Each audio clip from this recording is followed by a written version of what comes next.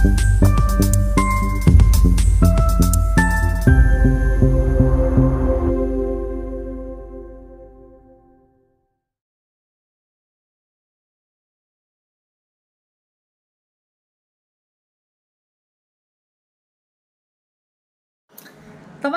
shalom, puji Tuhan. Hari ini kita akan menyaksikan sebuah kesaksian dari seorang ibu yang menjadi mu'alaf. Tetapi setelah dia menjadi mu'alaf, dia merasa seperti dihukum oleh Tuhan. Seperti apa kisah lengkapnya sehingga dia murtad kembali? Saksikan video ini dan semoga memberikan pencerahan ya. Shalom, selamat malam buat Bapak Ibu dan saudara-saudari semua. Nama saya Yulianti Barat, saya terlahir dari kedua orang tua. Bapak saya bernama Santoso dan ibu saya Deliana Boris Yombing. Bapak saya dari Solo dan ibu saya Medan. Kami 5 bersaudara. Pada tahun 1993, ibu kami, mama kami tercinta meninggal. Dan kami 5 bersaudara pada saat itu masih sangat kecil, belum siap untuk hidup tanpa seorang mama ya. Sampai suatu saat papa kami menikah kembali dengan seorang wanita yang memang saat itu beda iman juga. Saya banyak belajar dari mama saya dan papa saya bahwa sebagai orang Kristen itu harus mempunyai kasih yang bukan tidak kepura-puraan.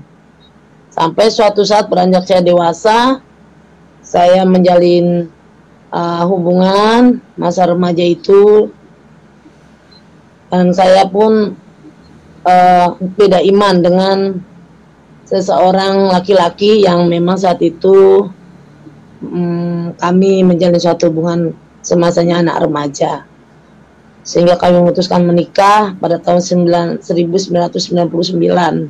Saat itu usia saya 20 tahun dan memang jarak umur kami 10 tahun lebih tua suami saya pada saat itu. Dan saya pun izin sama saya punya tulang, almarhum tulang saya waktu itu masih hidup, Marulam Siombing. Saya izin sama tulang saya juga izin sama papa saya saat itu. Karena memang setelah meninggal mama saya itu hidup sama abang saya dan adik-adik saya berlima. Hidup kami itu keras dan kami dituntut untuk bertahan hidup harus seperti apa.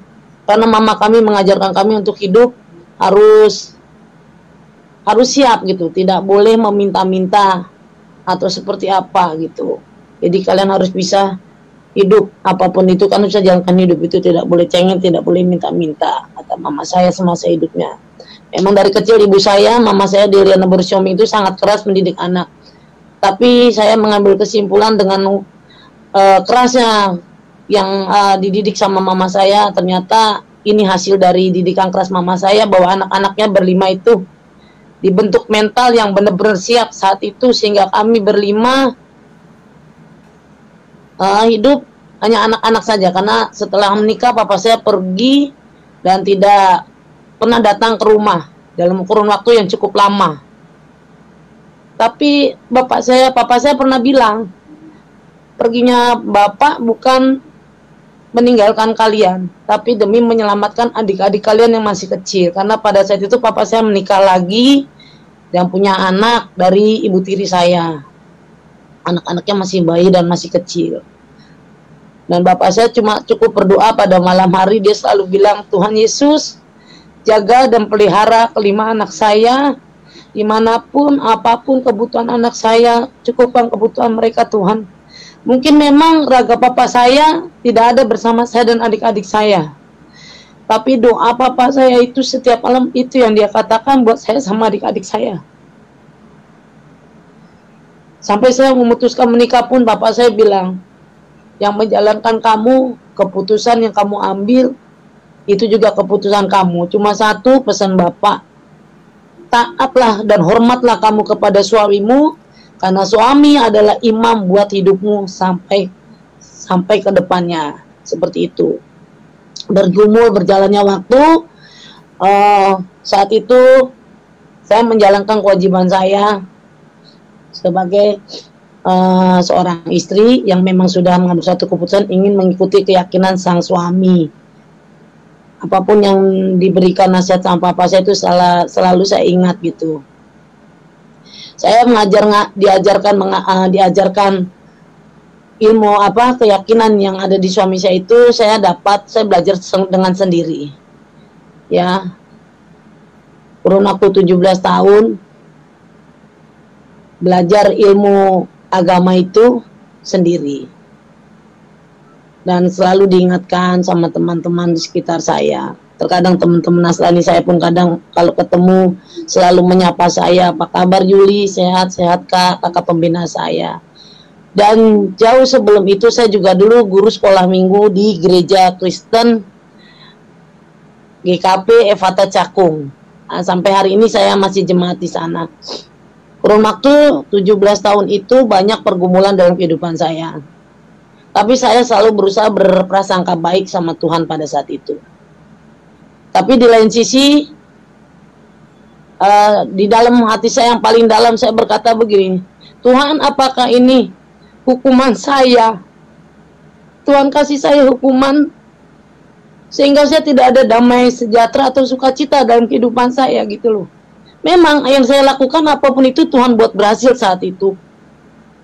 Baik perekonomian saya, kehidupan saya dalam berumah tangga, mendidik anak-anak saya sampai beranjak dewasa sampai hari ini.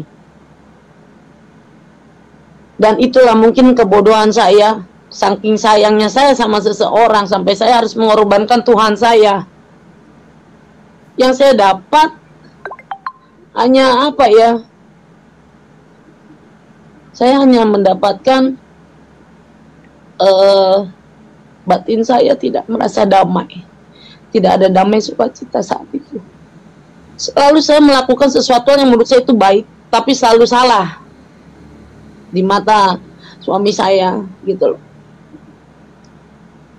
Tapi saya tidak pernah mau menyalahkan sepenuhnya kesalahan itu datangnya dari dia, tidak. Mungkin ini kesalahan saya. Gitu. Halo Mbak Julianti, bisa dengar saya? Bisa. Ya. Oke, nanti dilanjutkan Mbak. Mbak Julianti perlu ceritakan keyakinan suami itu apa, jadi orang jelas ya. Terus yang Mbak Julianti pelajari itu apa saja, misalnya sholat, ngaji atau apa, itu harus jelas diceritakan. Karena kalau Mbak Julianti tidak sebutkan, nanti orang mengambang. Nanti orang pikir Mbak Julianti punya keyakinan ini apa gitu loh. Oke, dilanjutkan ya, silakan ya. Silakan Mbak. Ya, baik. Terima kasih, Pastor. Ya, saat itu saya mengikuti keyakinan suami saya itu Muslim. Sebagai seorang Muslim atau Islam ya. Saya mengajar ngaji atau ikro itu saya belajar dari tetangga saya. Awalnya saya beli buku. Buku yang di situ ada pelajaran mengenai Islam. Bagaimana cara membaca ikro dan lain-lain. Nah, semua itu saya pelajari karena saya pikir di saat saya mengambil satu keputusan harus sungguh-sungguh saya untuk menjalani keyakinan saya bersama suami saya. Dan kurun berjalannya waktu, seperti yang tadi saya sampaikan, saya selalu berusaha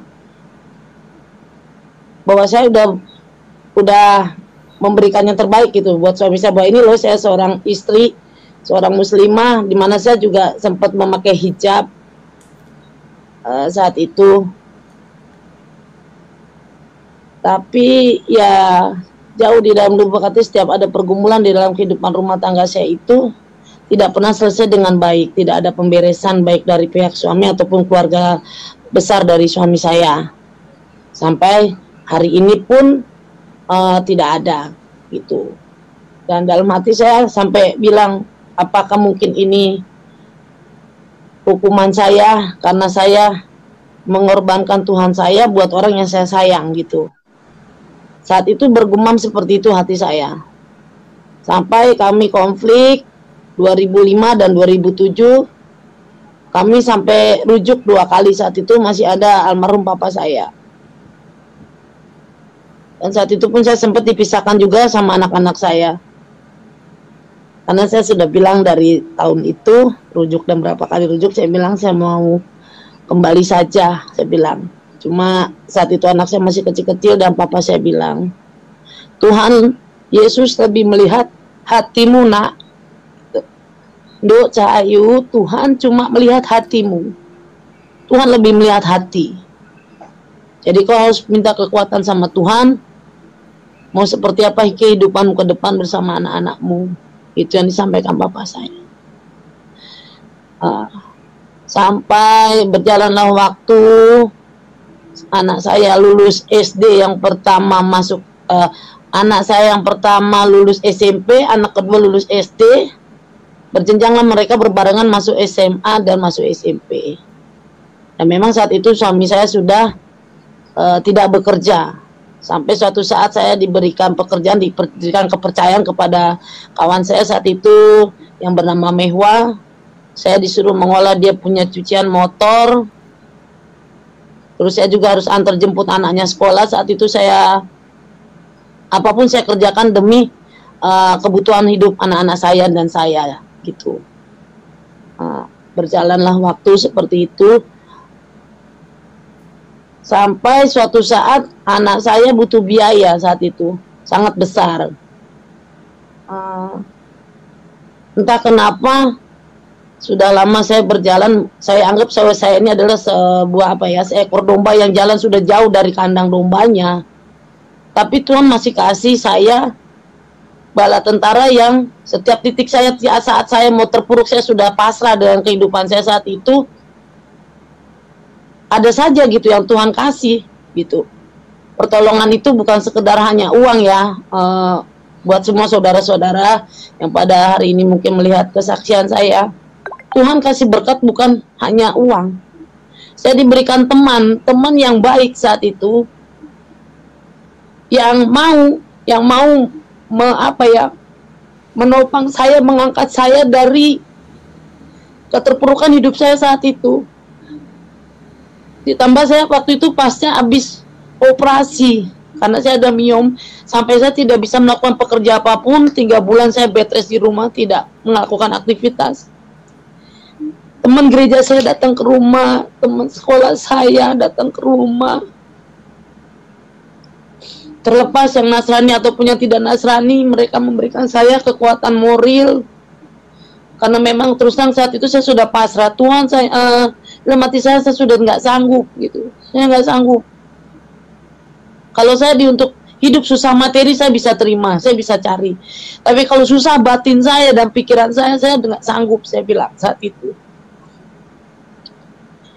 Papa saya sudah nggak ada tahun 2007. Tanggal 30 Juli, 1 hari saya mau ulang tahun, papa saya nggak ada. Saya masih ingat pesan bapak saya, Tuhan lebih melihat hati kamu, Dok. Kamu jangan pernah menyerah. Kamu harus punya pengharapan sama Tuhan Yesus. Saya cuma bisa bergumam dalam hati saya. Karena saya masih menghargai, menghormati suami saya dan juga ibu mertua saya yang saat itu sedang mengalami sakit kanker serviks yang harus bolak-balik ke Cipto. Saya harus mengantar ibu mertua saya tiap subuh, saya harus antar dia untuk kemo dan lain-lain saat itu. Setiap hari saya harus menguatkan diri saya, bergumam sendiri, berkata-kata, bicara sendiri dengan hati saya. Akhirnya berjalannya waktu pada tahun 2017 tanggal 30 Mei.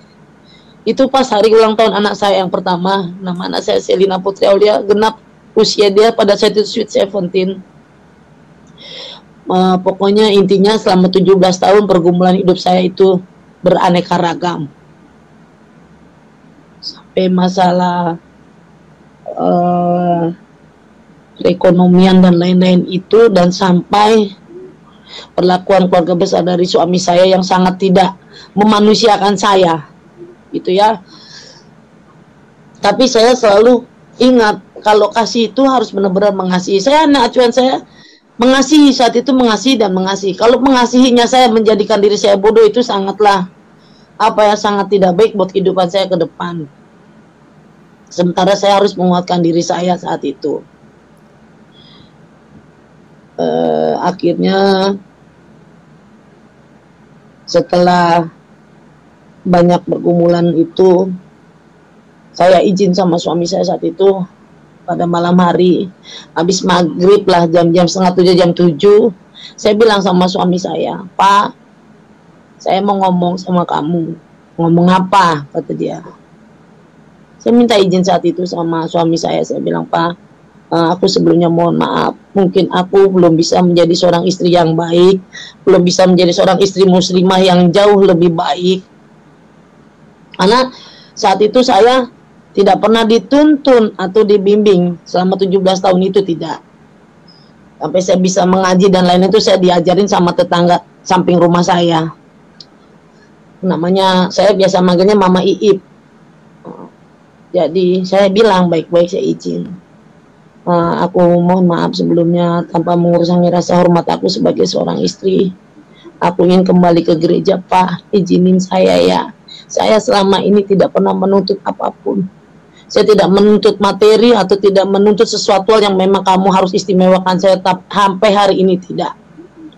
Saya cuma minta izin untuk kali ini, saya mohon izinkan saya mau kembali pelayanan, saya mau kembali ke gereja.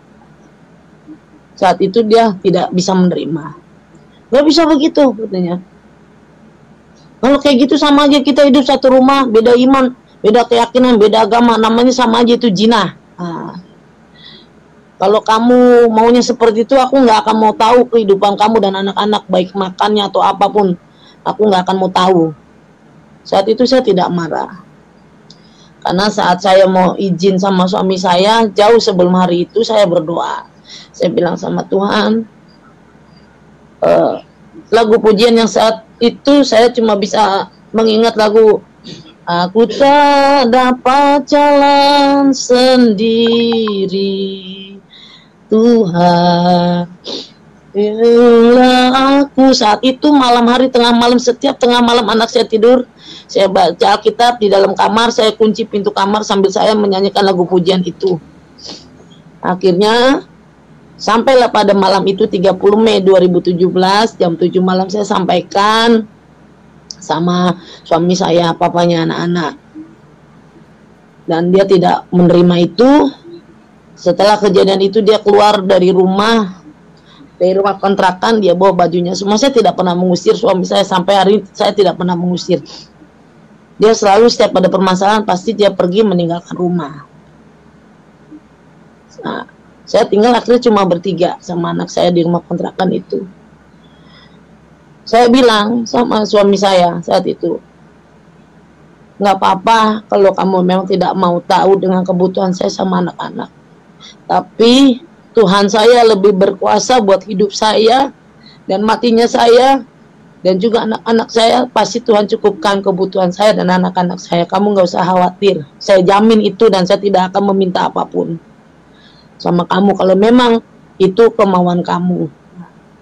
Berjalannya waktu, saya hari Minggunya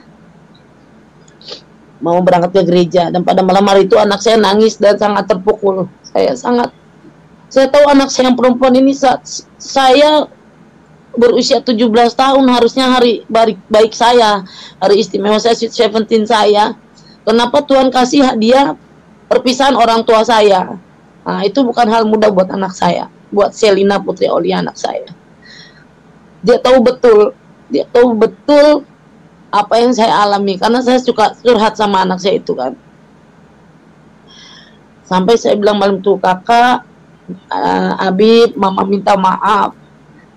Mungkin keputusan yang mama ambil mungkin bisa membuat anak-anak saya kecewa atau seperti apa, itu tidak bisa saya gambarkan dengan kata-kata. Tapi entah kenapa, pada saat memutuskan itu saya tidak ada rasa ketakutan, kebimbangan atau keraguan, saya tidak ada. Saya tidak takut teman-teman saya sekitar rumah saya, wilayah saya yang tahu saya pernah berhijab, pernah saya ikut menkosi dan lain, entah seperti apa reaksi mereka. Saya tidak ada rasa takut, itu nggak ada. Misalnya saya diasingkan atau sepertinya, tidak ada terpikir saya ke situ. Intinya saya ingin kembali ke gereja, ingin pelayanan. Dalam pemikiran saya hanya itu. Tidak ada saya, pokoknya intinya pada saat saya mengambil keputusan, saya tidak ada rasa takut, keraguan-keraguan, tidak ada. Dan Semuanya seakan-akan di hati saya ini plong gitu loh. Tidak ada yang mengganjal gitu loh. Tidak ada sesuatu hal yang harus saya tahan-tahan di dalam kehidupan saya pada malam hari itu. Dan memang pergumulan saya masih berlangsung terus sampai hari ini. Dan memang anak laki-laki saya saat itu sampai beberapa tahun ke sini itu dia masih awal-awal masih tidak bisa menerima dan sempat membilang kata saya, ih katanya punya mama kafir, apaan itu, ih amit-amit najis. Saya pikir sah-sah aja anak saya bicara seperti itu, karena dari kecil dia kan taunya ibunya seorang muslim dan papanya muslim, dan dia ingin kehidupan rumah tangganya seperti dulu, kumpul sama mama, orang mama yang ajarin kita sholat kan begitu. Saya sangat memaklumi. Memang sangat berat pergumulan saya. Saya harus bergumul dengan anak saya sendiri. Mungkin kalau untuk orang lain saya tidak terlalu pusing atau berat, tapi ini adanya di anak saya yang laki-laki. Sampai suatu saat saya mau ke gereja, dia mau ke Free Day. Dia lihat saya sudah rapi, dia bilang, "Mama, ya, Mama mau ke gereja ya?" "Iya."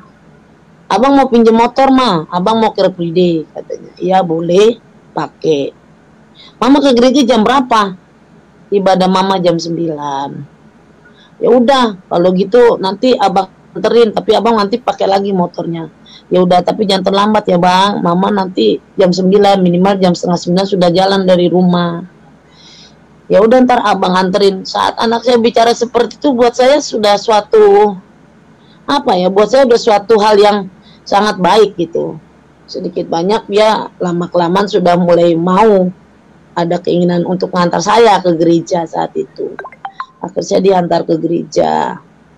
Nah, tidak sampai di situ. Selang baru 1 bulan saya memutuskan pelayanan ke gereja, saya kena serangan stroke pertama kali pagi hari. Saya mau keluar, ngeluarin motor saya, mau ngojek, karena kan saya antar jemput teman saya, Mehwa punya anak 2, sekolah di Sang Timur, Taman Modern, sini Cakung.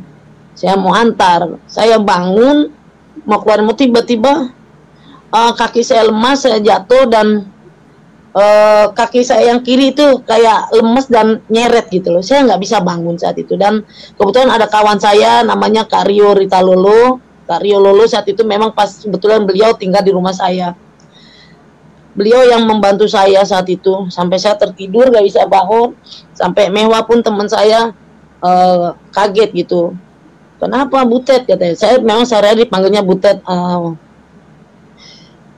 Dan sampai sehabis reuni, acara reuni serangan stroke itu, teman sekolah saya pun datang ke rumah memberikan kekuatan juga kepada saya, dan tidak lama serangan stroke saya berangsur hanya dalam waktu 2 minggu. Serangan stroke pertama itu saya bisa berjalan kembali, karena saat itu saya saat tertidur sambil saya baca Alkitab, dengar lagu pujian, saya bilang sama Tuhan, Engkau lebih mengetahui dan melawat hati saya.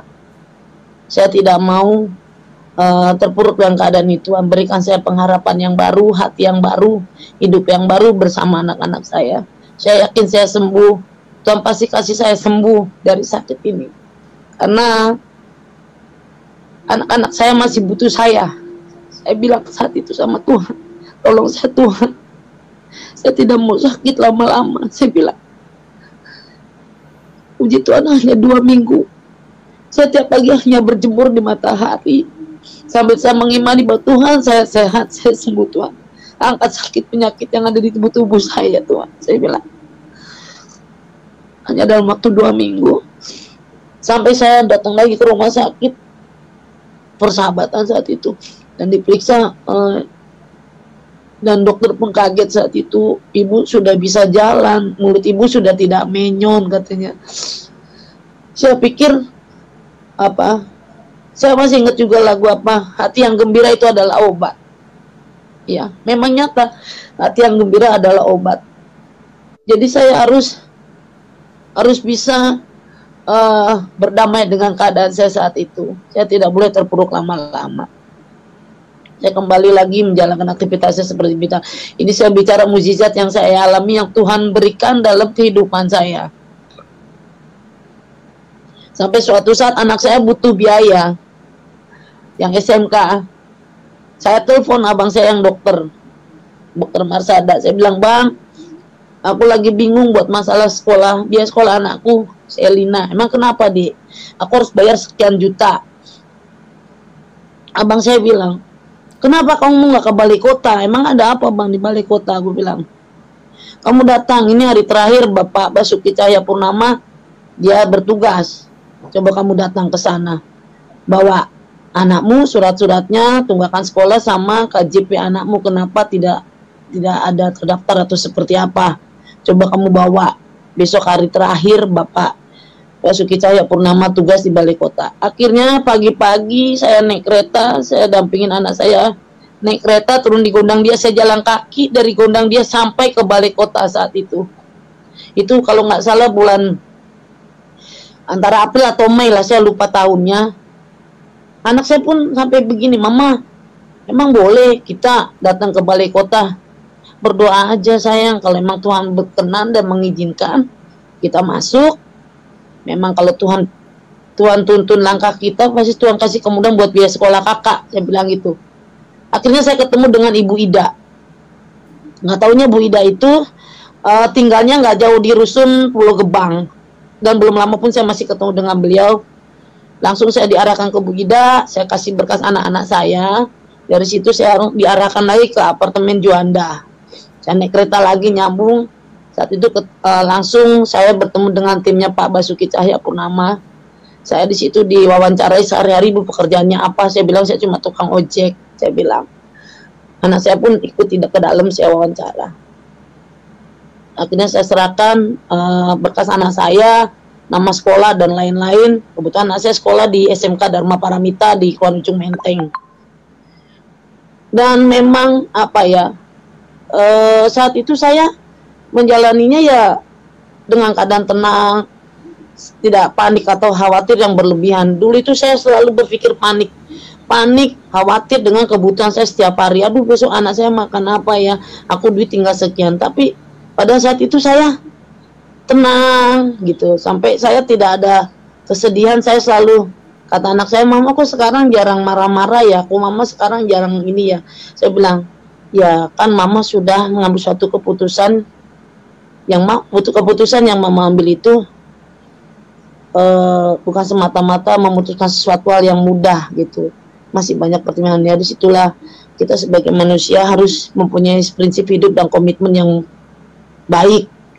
Akhirnya puji Tuhan, Tuhan jawab. Esok harinya pagi-pagi staf dari Pak Basuki Cahayapurnama datang ke rumah kontrakan saya. Kebetulan yang ditanya adalah teman saya Mehwa yang punya kontrakan. Ditanya, "Ibu Yuliantinya kemana ya?" "Oh, lagi antar sekolah anak saya, Pak," katanya.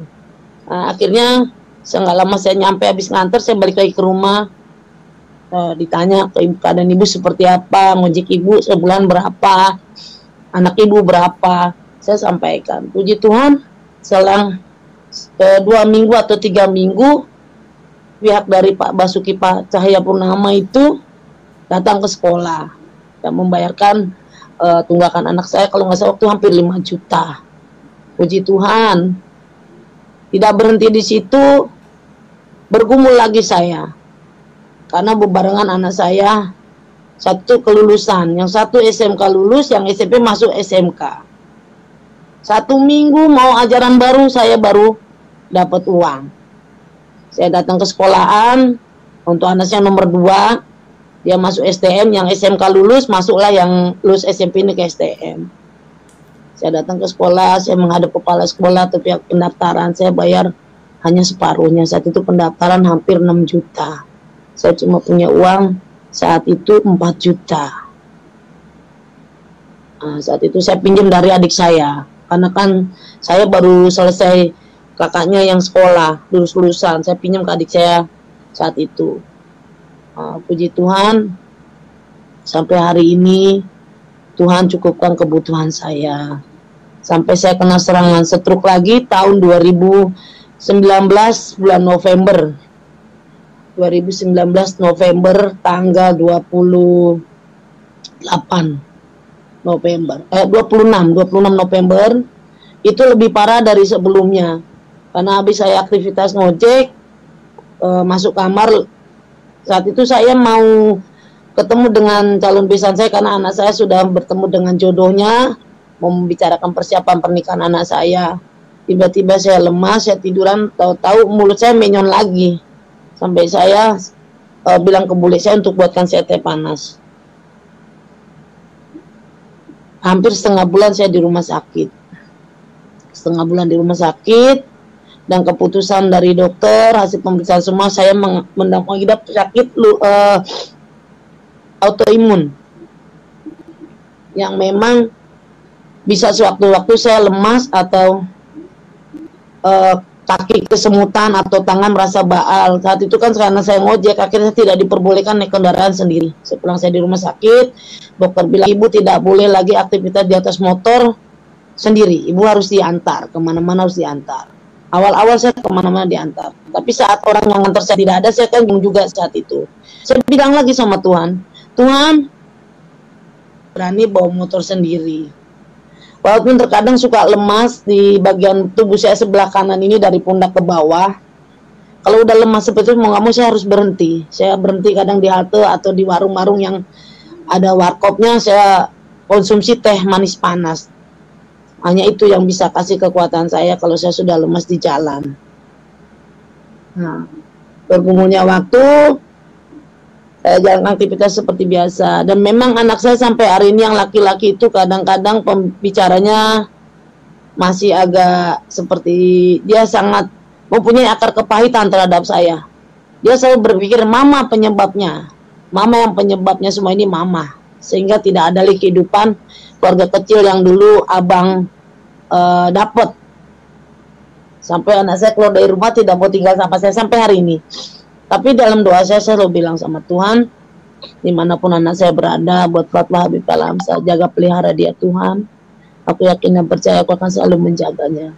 Karena satu orang berdoa dan bertobat dalam satu rumah, pasti Tuhan akan berikan keselamatan buat semua orang yang ada di dalam rumah itu. Ya kan? Saya pun banyaklah pergumulan saya. Sampai saya mengalami suatu pengkhianatan terhadap kinerja saya, pekerjaan saya, dan lain-lain. Tuhan mampukan saya lewatin itu semua. Sampai saya terkena COVID. Saya tidak tahu ya. Tiba-tiba saya habis ada urusan saat itu dengan kawan saya. Pulangnya saya tiba-tiba demam, mata saya tidak bisa terbuka. Saya dibawain obat juga sama teman saya saat itu, obat Cina. Saya pikir sudah baikan, tapi tidak. Sampai saya ke klinik, mau nggak mau sama teman saya mewah dibawa ke klinik, di swab dan lainnya, saya positif. Karena saya ada jantung dan autoimun. Tiba-tiba setiap saya batuk itu sesak. Napas saya seakan-akan kayak tercekik di leher. Saya tidak bisa bernapas saat itu. Benar-benar saya sakit, sangat sakit, dan leher saya ini kayak orang kecekek tali tambang gitu loh. Saya saat itu saya nggak ada rasa takut, khawatir. Mungkin orang berpikir, aduh mati nih gua karena COVID nih, mati deh gua gitu kan. Tapi saat itu saya tidak. Saya cuma, Tuhan, apapun yang Tuhan berikan, apapun yang Tuhan melakukan dalam kehidupan saya, sampai hari ini kalau memang Tuhan mau memanggil saya, bukannya saya pasrah saat itu, tapi memang udahlah gitu loh. Apa yang Tuhan mau kasih hidup saya terima gitu loh. Saat itu sampai saya tidak bisa dibesuk, sampai berapa hari di gawat darurat itu di rumah sakit Persahabatan. Tapi saya tidak berhenti. Di rumah sakit pun saat jam doa dari gereja saya tetap ikut. Dan doa keluarga juga saya lewat handphone saya ikut. Walaupun napas saya sesak dan masih pakai oksigen saat itu, selalu saya ikut. Dan satu lagi pencerahan dari saya punya teman satu organisasi saat itu, Kak Eta, namanya Christine Margareta, memang satu organisasi sama saya saat itu. Dia memberikan saya link, Kak Butet, coba Kak Butet buka Debbie Basir. Di situ ada misbah doa dan misbah syukur. Ya. Pagi jam 5 subuh misbah syukur. Tiap malam jam 8 malam adalah misbah doa. Itu saya selalu mengikuti. Jadi setiap jam itu jam 5 dan jam 8, kalau pas saya sudah di rumah itu saya selalu langsung buka Debbie Basir.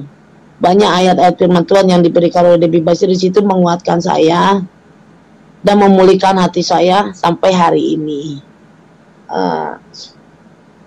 Ya, mungkin dulu saya sekedar sekolah minggu, guru sekolah minggu, tapi saya tidak mengerti kehadiran Tuhan dalam hidup saya itu seperti apa. Tapi setelah pergumulan saya mengambil keputusan saat itu sampai hari ini, saya merasakan sekali proses hidup dan peran Tuhan Yesus sendiri dalam kehidupan saya, baik jasmani ataupun rohani. Sampai hari ini, puji Tuhan, damai, sejahtera dan sukacita itu selalu ada dalam kehidupan saya setiap hari. Dan saya tidak pernah mengkhawatirkan sesuatu apapun, baik itu kebutuhan duniawi, baik apapun itu, saya tidak pernah khawatir sampai hari ini. Dan satu hal, buat saya, kita boleh menyayangi seseorang yang kita sayang, tapi jangan pernah kita mengorbankan Tuhan kita yang sudah menebus dosanya buat kita. Dan inilah yang saya baru mengerti peran Tuhan Yesus yang benar-benar saya rasakan gitu loh. Setiap saya berdoa itu, Tuhan, saya mintanya cuma satu, saya mau hidup saya seperti ini Tuhan gitu loh. Tapi Tuhan jawabnya lebih dari apa yang saya minta gitu loh. Saya sampai nangis setiap hari saya dapat berkat, setiap hari saya dipertemukan dengan orang-orang yang baik. Saya dalam hati saya langsung, Tuhan terima kasih Tuhan, sampai hari ini selalu menyertai saya, memberikan saya teman-teman yang baik yang Nasrani ataupun yang non Nasrani. Selalu Tuhan berikan saya teman-teman yang baik sampai hari ini. Dan banyak perubahan kehidupan saya saat saya mempunyai teman sampai hari ini di dalam kehidupan saya. Jadi buat Tuhan jangan melarang kita tawar-menawar. Komitmenlah yang sungguh-sungguh kepada Tuhan kita. Kita yang selalu lupa bahwa Tuhan itu sudah kasih berkat, hikmatnya kepada kita, dan kasihnya yang tiada berkesudahan dalam kehidupan kita. Terkadang kita tidak menyadari itu. Tapi sampai hari ini saya puji Tuhan, saya merasakan betul jamahan Tuhan dalam kehidupan saya. Dan kembalinya saya ke pelayanan pun juga bukan instan. Saya harus mengalami suatu pergumulan dari anak-anak saya, dari suami saya. Sampai hari ini kami terpisah dan memang dia tidak pernah bisa menerima. Dan satu hal lagi, saya mengikuti kasih-kasih, dan saya juga sempat mengikuti baptis Islam juga saat itu, tahun 2017 bulan Desember. Waktu itu saya, karena adik saya dia selalu mengikuti Tiberias. Nah, karena dia bilang kakak saya mau kembali ke Yesus, saya pun mengikuti baptis Islam saat itu Pendeta Pak Riazi di Hotel Kelapa Gading, Nias itu di Jalan Pegangsaan. Sampai saya kelar mengikuti katekisasi saya di gereja, puji Tuhan, tanggal 18 Maret 2018 saya di CD. Dan puji Tuhan juga, nantulang saya datang, bule saya datang, bapak tua saya datang. Dan salah satu anak saya pun yang besar datang. Saya nangis saat itu, Tuhan terima kasih. Saya bilang, anak saya pun peluk saya saat itu. Mama sudah hidup baru. Mama, kakak sayang mama. Mama jangan tinggalin kakak. Saya bilang sama anak saya, mama tidak akan pernah meninggalkan anak mama. Tapi kehidupan manusia itu ada hidup dan mati. Karena buat orang Kristen, mati adalah suatu keuntungan di mana kita percaya kepada Tuhan. Kita akan hidup Akulah jalan kebenaran dan hidup. Barang siapa percaya kepadaku, dia akan tetap hidup walaupun dia sudah mati. Itulah yang saya yakini sampai hari ini. Sampai hari itu yang saya yakini, sampai hari ini saya percaya tiada mustahil bagi Tuhan. Saat kita berserah, menaruhkan pengharapan kita sama Dia, Tuhan selalu datang tepat waktu. Dia tidak pernah terlambat menolong anaknya. Jadi buat semua Bapak Ibu saudara-saudari, kesaksian yang sampaikan ini bukan semata-mata saya mengada-ngada, karena inilah proses Tuhan yang saya rasakan dalam kehidupan saya sampai hari ini. Karena buat saya, hidup dunia itu tidak harus kaya, tidak harus beruang, tidak. Saat kita punya niat baik dan berkomitmen dengan apa yang kita putuskan, Tuhan kasih kemudahan, Tuhan perbarui baik kehidupan, baik perekonomian, dan semua Tuhan perbarui tanpa kita ketahui di luar kesadaran kita sebagai manusia. Demikianlah kesaksian yang saya sampaikan hari ini. Puji Tuhan, kita sudah menyaksikan kesaksian dari Ibu Julianti dari Sumatera Utara. Kita sudah mendengar bahwa setelah dia merubah keyakinannya dari Kristen kepada menjadi seorang mualaf, dia merasakan bahwa di dalam dirinya tidak ada damai sejahtera. Sehingga dia meminta izin untuk kembali menjadi orang Kristen, untuk pergi beribadah kepada Tuhan di dalam gereja. Sekalipun tidak mudah, tetapi pada akhirnya kesempatan itu terbuka lagi untuk Ibu Julianti. Teman-temanku, mengapa orang yang meninggalkan Kristen ataupun meninggalkan iman kepada Tuhan Yesus itu merasa terhukum, merasa tidak memiliki damai sejahtera? Firman Tuhan berkata, karena begitu besar kasih Allah akan dunia ini, sehingga Ia telah mengaruniakan anaknya yang tunggal, supaya setiap orang yang percaya kepadanya tidak binasa, melainkan beroleh hidup yang kekal. Temanku, Allah sendiri telah memberikan anaknya kepadamu supaya setiap orang percaya kepadanya, supaya setiap kali engkau percaya kepada Tuhan Yesus, engkau akan merasa damai oleh karena engkau memiliki hidup yang kekal, memiliki keselamatan. Pada waktu engkau kemudian meninggalkan imanmu, menolak Tuhan Yesus, berarti engkau sedang berada di dalam bayang-bayang kebinasaan. Karena itulah membuat hatimu kehilangan damai sejahtera, membuat hatimu tidak tenang oleh karena engkau menuju kepada kebinasaan. Oleh karena itu temanku, jika engkau sudah percaya kepada Tuhan Yesus, jika engkau sudah menjadi Kristen, jangan tinggalkan imanmu. Sebab orang yang meninggalkan imannya akan binasa dan akan menyesal kemudian. Perjuangkan imanmu, tetaplah setia sampai akhir. Tuhan Yesus memberkati.